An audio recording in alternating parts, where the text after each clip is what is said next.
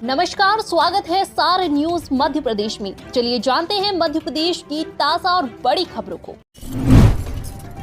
नए सिस्टम के सक्रिय होते ही बदलेगा मौसम, बढ़ेगी मानसूनी गतिविधियां। सितंबर में कई जिलों में अच्छी बारिश के संकेत।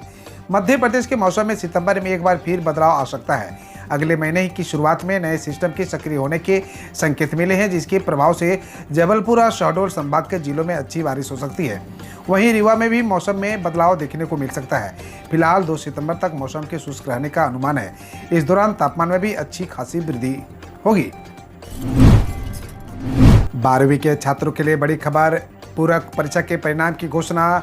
70.46 रहा उत्तीर्ण प्रतिशत। एमपी बोर्ड के छात्रों के लिए महत्वपूर्ण सूचना है। दरअसल 12वीं बोर्ड की परीक्षा पूरक परीक्षा परिणाम की घोषणा कर दी गई है। उम्मीदवार ऑफिशियल वेबसाइट पर जाकर परीक्षा परिणाम देख सकते हैं। एसपी के 2 टूक। जो कोई भी समाज का माहौल खराब करने की कोशिश करेगा, पुलिस उसे छोड़ेगी नहीं। ग्वालियर में पिछले कुछ दिनों से पुलिस के पास ऐसे आवेदन और ज्ञापन पहुंच रहे हैं जिसमें एक समाज के नेता दूसरे समाज पर अभद्र और अशोभनीय टिप्पणी कर रहे हैं। मर्यादा लांघने वाले नेता समाज के महापुरुषों को भी नहीं छोड़ रहे हैं। सोशल मीडिया पर भी पोस्ट लिखकर बेहूदगी कर रहे हैं। ग्वालियर एसपी ने ऐसे लोगों को चेतावनी दी है कि किसी ने भी सामाजिक सौहार्द खराब करने की कोशिश की तो ग्वालियर पुलिस उसे छोड़ेगी नहीं। एटीएस के गिरफ्त में आए नक्सली दंपति से पूछताछ में कई चौंकाने वाले हुए खुलासे। मध्य प्रदेश एटीएस ने 21 अगस्त को 82 लाख रुपए के नक्सली नेता अशोक रेड्डी और उसकी पत्नी कुमारी पोटाई और एमपी को गिरफ्तार किया गया है। एटीएस की गिरफ्तारी के बाद कई चौंकाने वाले खुलासे सामने आए हैं। पूछताछ के दौरान नक्सली दंपति ने बताया कि उनका एक साथी है जिसका नाम धन सिंह पुंगाती है। धन सिंह नक्सलियों का मददगार है जो कि बीते 25 से 30 सालों से नक्सलियों से जुड़ा हुआ था। एमपी में 30 अगस्त को रक्षाबंधन पर रहेगा अवकाश। सामान्य प्रशासन विभाग ने जारी किया आदेश। कर्मचारियों अधिकारियों को मिलेगा लाभ। मध्य प्रदेश के बैंक कर्मचारियों अधिकारियों के लिए खुशखबरी है। राज्य की शिवराज सरकार ने रक्षाबंधन से पहले कर्मचारियों के हित में एक और बड़ा फैसला किया है। उसके तहत राज्य शासन ने आज रक्षाबंधन पर बैंक और बीमा समेत अन्य वित्तीय संस्थानों में सार्वजनिक अवकाश घोषित किया है। मध्य प्रदेश शासन ने यह भी अवकाश नेगोशिएबल इंस्ट्रूमेंट एक्ट के तहत घोषित किया है। बीजेपी की जन आशीर्वाद यात्रा को कमलनाथ ने बताया बर्बाद यात्रा। कहा 5 हिस्सों में बांटकर पहले ही कर दिया गया पंचनामा।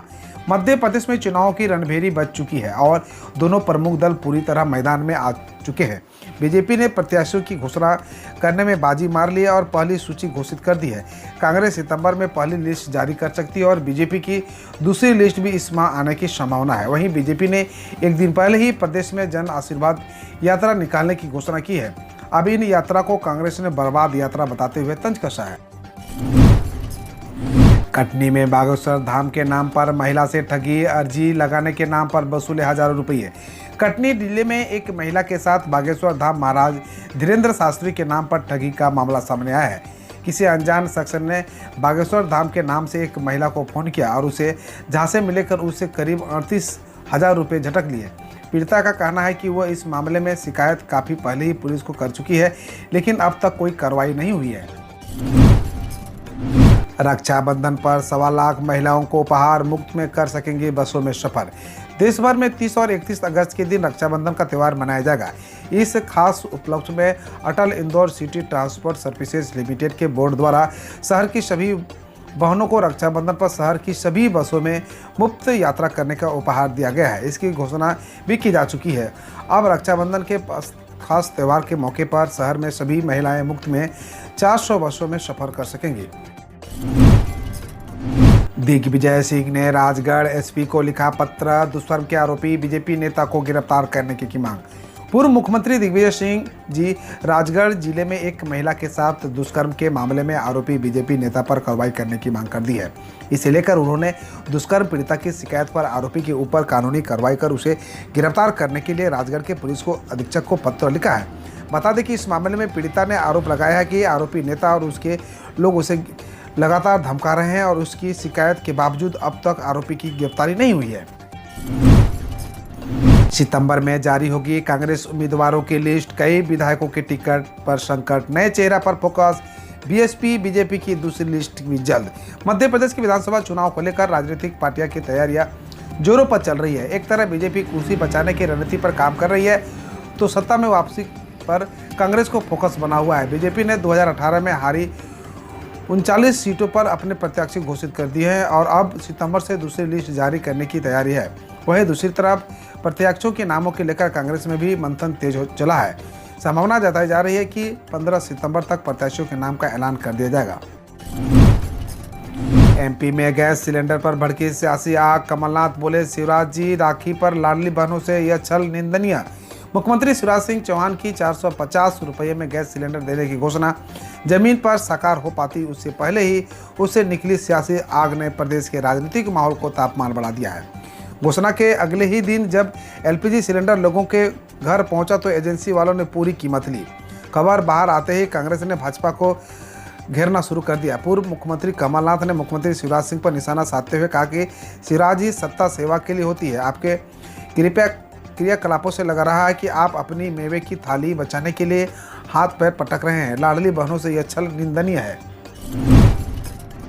एमपी में हड़ताल पर 19,000 पटवारी तहसीलें जमा कराएं बस्ते। कई कामों पर पड़ेगा असर, जानिए प्रमुख मांगे।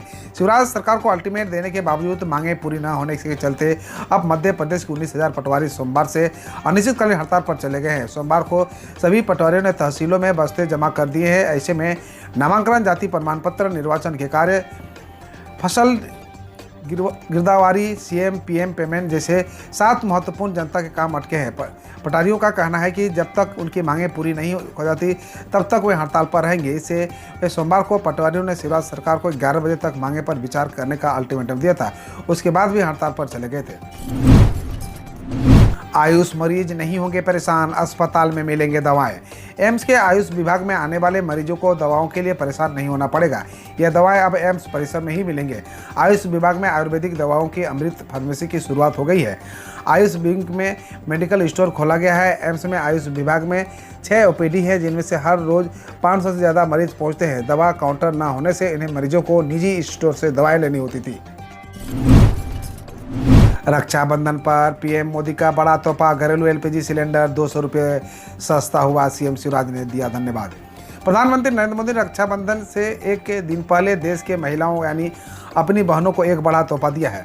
कैबिनेट की बैठक में एक बड़ा फैसला लेते हुए प्रधानमंत्री ने घरेलू एलपीजी सिलेंडर की कीमत में 200 रुपये कम कर दी है। यानी अब घरेलू गैस सिलेंडर 200 रुपये सस्ता मिलेगा। नए रेट 30 अगस्त यानी आज से रक्षाबंधन के दिन से लागू होंगे। कर्मचारियों के लिए महत्वपूर्ण खबर, विभाग ने बदले नियम 1 सितंबर से होंगे लागू। बढ़ जाएगी टेक होम सैलरी।